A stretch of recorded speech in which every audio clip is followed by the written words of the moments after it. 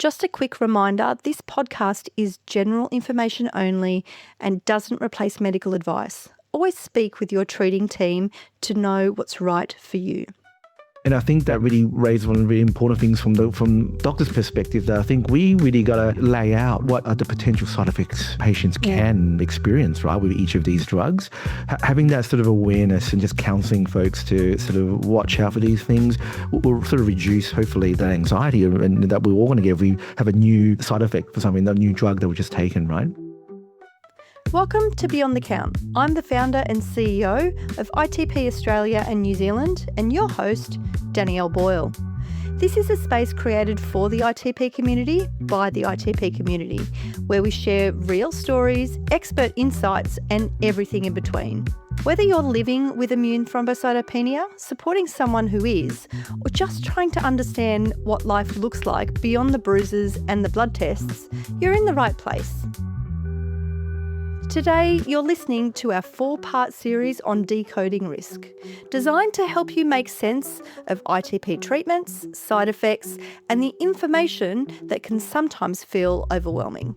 If you've ever read the side effects list and felt your stomach drop or wondered, how do I even know what's normal and what's not, you're not alone. Across this series, I'm joined by Dr Danny Hsu, consultant haematologist and medical advisor to ITP Australia and New Zealand. And we're breaking it down in a way that's clear, practical and reassuring. So whether you're driving, out for a walk, folding the laundry, or just sitting back and tuning in, let's dive in and go beyond the count together.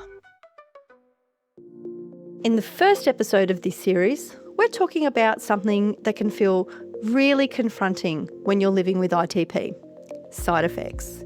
Because when you start a new treatment, it's not always the platelet count that worries you the most. It's the what if that comes with it. What if I react? What if I feel worse? What if this isn't right for me? In this conversation, Dr Danny Hsu helps us understand why side effects happen in the first place and what that actually means in real life. We talk about why medications can affect multiple pathways in the body and why some side effects are expected, and how to think about symptoms in a way that is calm, practical and grounded. The goal of this episode isn't to dismiss side effects, it's to explain them, normalise them and help you feel more confident knowing what questions to ask if something doesn't feel right. Let's get into it. So today we're talking to Danny as part of our first episode in our series of Decoding Risk. And thanks so much, Danny, for joining us. Absolute pleasure. Thank you for having me on again, Danny. It's always an absolute pleasure to have you on. And this presentation, or this topic, I suppose, came up at our 2026 patient conference. And there was so much information that you shared that I thought that instead of just doing one episode, let's do a whole series, because there was so much content in there. So today we're actually going to be talking specifically about why side effects happen. And you are the master of an analogy. I absolutely love it. How many did you have in that entire presentation? I lost count. I absolutely lost count. There was a few. There was a few. So talking, I said the first analogy, which you spoke about, was the lock and key problem. Yeah. So it was an absolutely brilliant analogy. The house, the body is like the house of a full key set, right? Yeah. So can you explain why side effects happen in the first place? Yeah, absolutely. So when we try to imagine that our body is like this massive house with millions of locks on doors, and then if we imagine that for that particular disease, the medicine in a way is the key that's designed to open that one specific door that stops, I guess, the specific pathological process from occurring. So an ITP, spleen from destroying platelets. In a nutshell, I know it's a bit more complex than that.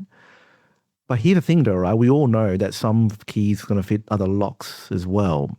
So when we think about off-target effects of drugs is, well, for example, if you think about steroids, prednisolone that we use a lot in our autoimmune diseases, they really are kind of like master keys. They're great at opening doors, but lots of other doors too, right? They could stop the production of the antibodies tagging our platelets. But what they're going to do as well as being master keys, they're going to turn down our immune system. And that's also going to then affect our body's control of blood sugars. It's going to affect our mood from the steroid side effects.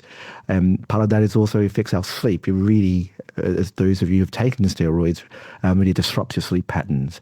And that's sort of collateral damage where but one key, unfortunately, it's not just opening that one lock, is opening other locks as well. That's really kind of the off-target concept of our medicines. It's crazy, isn't it? And I think as patients, we all can look back at that time that we were all or still are currently on steroids. And you're 100% right. It doesn't just unlock one area. It unlocks this cascading, series of doors and, every corridor and lots of things that you don't actually want to happen. Things like mood swings, sleep, the moon face. Oh my gosh, my face became so round, and I'm sure that especially with longer term use, right? Yeah. So, these steroids or the lock and key problem is that you're not just opening or unlocking one door, you're unlocking, almost like an encyclopedia of, door after door after door, and even possibly a couple of windows as well. Yep, exactly right. It's so much. It's so much for patients, and it's something that we don't necessarily describe or inform patients about as accurately, I think, because you don't really know what it's like until you've been on them. And we do call them Satan's Tic Tacs for a reason. I've definitely stolen that from you when I try to counsel patients now, actually, Danny, so thank you for that one. My pleasure, my absolute pleasure. So there's also the overachiever problem, right? Is that there's some treatments that, do their job way too well. What does this mean for some patients? Yeah, so look, this probably specifically would be for the very effective class of agents called the thrombopoietin receptor agonists. So this is the romiplastin, the eltrombopag, or the avatrombopag of the world, right? So now we know how these tablets work is essentially they kind of act like a megaphone, just shouting in your bone marrow, just kind of wake up, make more platelets for us and really crank up that production. Now, of course, because it's sort of, in a way, cracking the whip for your marrow to work harder, that's exactly what's going to happen, right? So you'll be essentially working overtime inside sort of really the hollow center of all our bones, particularly our sort of our thighs and particularly our backbones. And in some patients, I guess we could feel side effects of sort of deep bone or muscle aches, really reflecting, I think, that kind of megaphone effect of that increased production, increased activity in the bone marrow. You can develop these sort of side effects.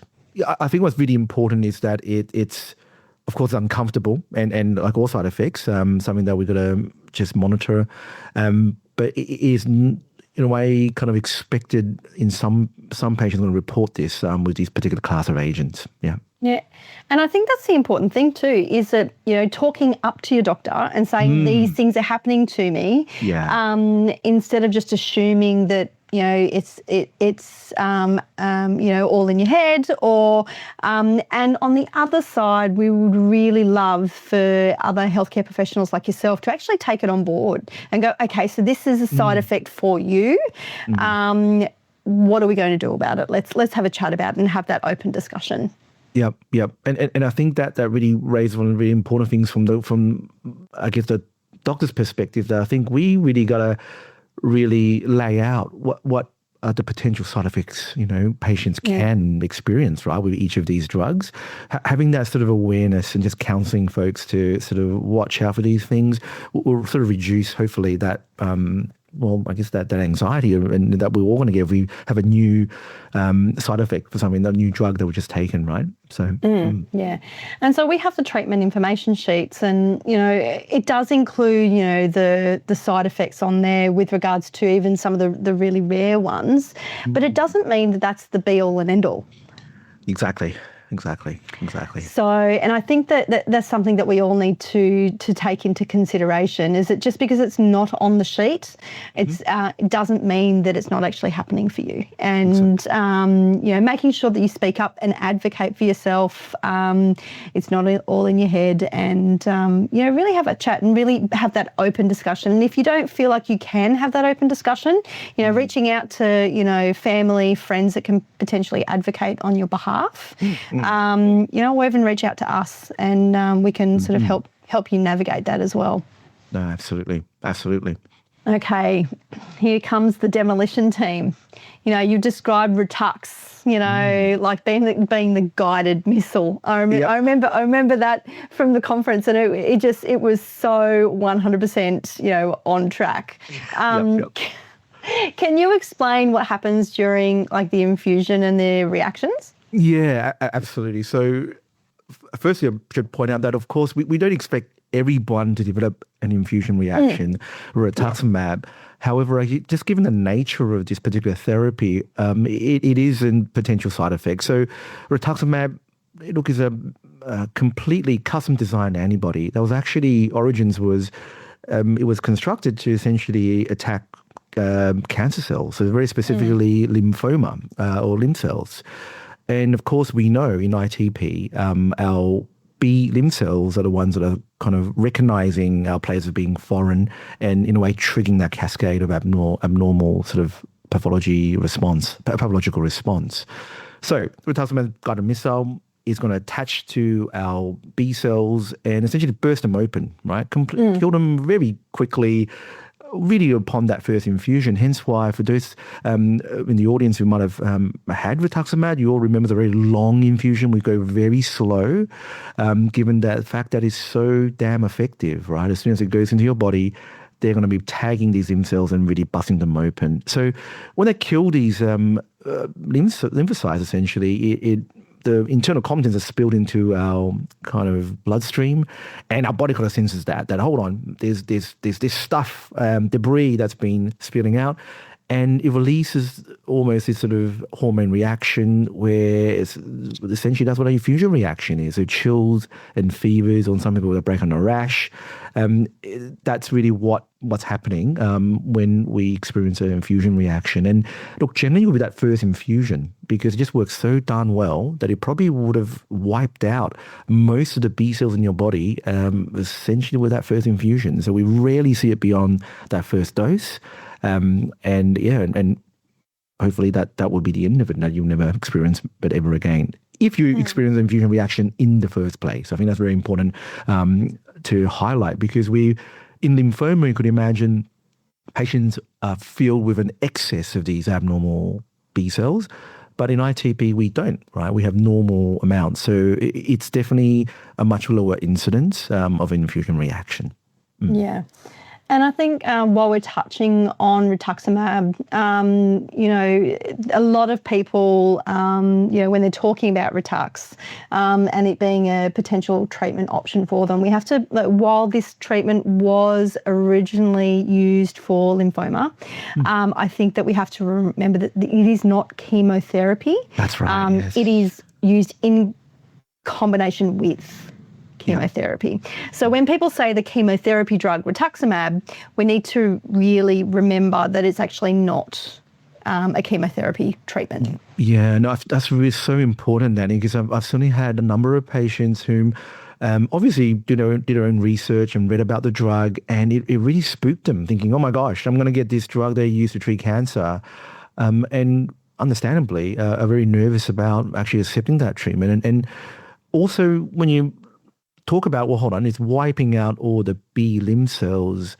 I think that's another big point of anxiety, saying, well, hold on, are you saying that I'm going to lose my normal shield against sort of invading bugs? And I think what's very specific is that it's killing the B lymph cells, which generally are responsible for really fighting viruses. So I think that's really important, that you're not immune suppressed in what I guess haematologists think of the word, in that against bacteria, your body will still have the cells, the immune cells that are able to combat bacteria, but it's actually viruses that we well, I'm not going to say worry about, but it will impact our body's, response against them.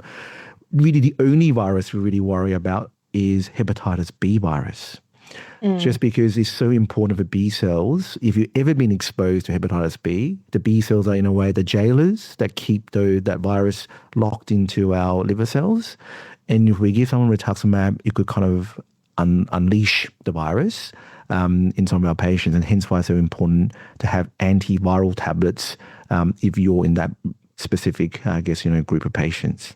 And again, that's even rarer than even potentially an infusion reaction and those things as well. And I suppose this is why we're talking about risk. This is why this series is so important, is because, we talk about this great, people go risk, and we'll touch on this in a future episode, is the patient perception of what is classified as a common risk compared to science, vastly different as well. Absolutely. So that's in a future episode, guys. So make sure that you keep listening to this podcast and Beyond the Count and this particular series as well. Thanks to our sponsor Sobi for their ongoing support of ITP Australia and New Zealand and our podcast Beyond the Count. So the last of the treatment sort of classes, and again, another amazing analogy, the cleanup crew. What happens after this drug has done its job? Yeah. Give some examples. Yeah, great question. So probably one of the biggest, or one of the most common side effects, if you go and look, most people don't, I guess, but if you go look at potential side effects of each medication, I guarantee you almost every drug you're going to see some sort of impact on your liver. And I'll explain why. Yeah. So we know the liver essentially processes the trash in the body. So anything that's broken down or anything in the bloodstream, to be honest, it's kind of filtered by the liver. And then the kidneys, in a way, is the waste disposal, where you'll then sort of eject the sort of trash, so to speak, from the body, right, by essentially peeing it out. So you imagine your liver is the processing plant. The kidneys are then, really flushing it and injecting it out of the body. So if you imagine when a drug has done its job and essentially it's kind of broken down or processed by the liver, that sort of process can irritate the liver cells, essentially, right? And we know that's a very common side effect with pretty much every single drug you could think of, essentially. So yeah, I mean, I've doubled my challenge. Go and just pick up random sort of side effect pamphlets, and you're going to see probably liver dysfunction or liver impairment being on it. Very importantly, generally, it's self-resolving. In a great majority of cases, even if it has slightly abnormal liver function, once you stop the medicine, it generally just goes back to normal. Now, there's also additionally important, aspects of this, that we know your unique kind of genetics, your age, potentially your diet. They're all going to sort of determine how fast you could process, sort of medications. So it is very unpredictable. Very unpredictable whether one would have any, of these sort of effects on the liver or kidneys. Yeah, and you really touched on it there, is that, that's the job of the liver and that's the job of the kidneys, right? So everything you put in via your mouth has to go through. That's right. Both the liver and kidneys. So that's all of the water you consume, all of the food that you consume, whether you drink alcohol or any other medications that you take. It all has to filter through that system. So it's something I think that we, while it's on vast majority of everybody's lists, and I've even personally at 10 years or 11 years in, had liver tests done and they didn't believe how perfect my liver was. They actually wanted to do a biopsy, and I went, just leave her alone. Don't poke the bear. If she's happy, leave her alone. Yeah, that's fair enough. Yeah. Right? So, and it can be quite concerning when you do read the risks and whether they're common risks or they're the rare risks. It does make a lot of people question, do I actually want to be on this treatment?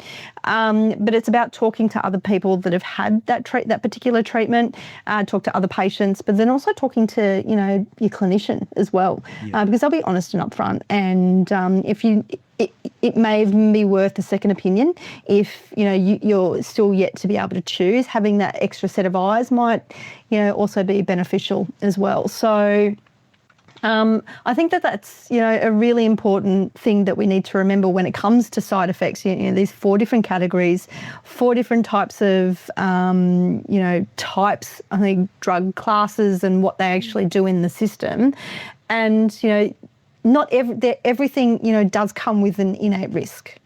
You waking up of a morning and stepping outside, risk. Getting into a car, risk. Jumping on a bus, risk. Jumping on a plane, so on and so forth. There's a risk with absolutely everything that we do. It's about mitigating the risk and taking what's acceptable to me, and that's so amazingly individual.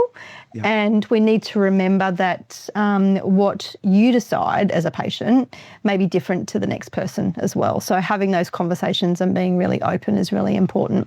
Yeah, and I think sometimes I get the feeling that patients are, they want to make the right choice, and what I tell them is there's no right choice. What the right choice is the decision, I think, that we make together as a team, isn't it? That's sort of that shared decision-making process, is that there is no singular right choice for everybody. It's so individualized, and really whatever I think you and your kind of treatment team decides, that is the right choice for you, at that time point. Yeah, exactly. And, those decisions, and like if you make those decisions in 5 years' time, it might be a vastly different result because, nothing stays the same, and things just do change and things do bend. And the decisions that we make, there's no guarantee, especially in ITP specifically, there's no guarantee that anything's going to work. So, giving something a go is important, but I think talking to the community, talking to other patients, talking to your team, whether that's your family and friends and your healthcare team, I think that's really important. Keeping them, have the conversations, and really weigh things up, and be honest with what you need and what's acceptable to you. Yep, absolutely. Wonderful. Well, that takes us to as a wrap to the first episode for Decoding Risk series. Thank you so much, Danny. We actually will be touching on why medication leaflets look so terrifying in the next episode. So, if it is already out, make sure you jump on and download the podcast.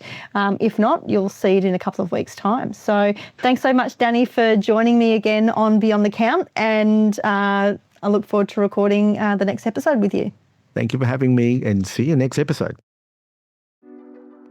I hope you all got a lot out of today's episode. Before we wrap up, here are 4 key takeaways from our conversation with Danny. Number 1, don't minimise what you're feeling. If your side effects are impacting your day-to-day life, it matters. Even if it sounds minor on paper, you don't have to push through in silence. Number 2, track your side effects simply so you can explain them clearly. You don't need a fancy system. Just write what the symptom is, when it started, and whether it's constant or coming and going. That simple pattern can be incredibly helpful for your treating team. Number 3, ask one powerful question. Is this expected with this treatment? Sometimes the biggest relief comes from knowing whether something is common, temporary, or worth adjusting for.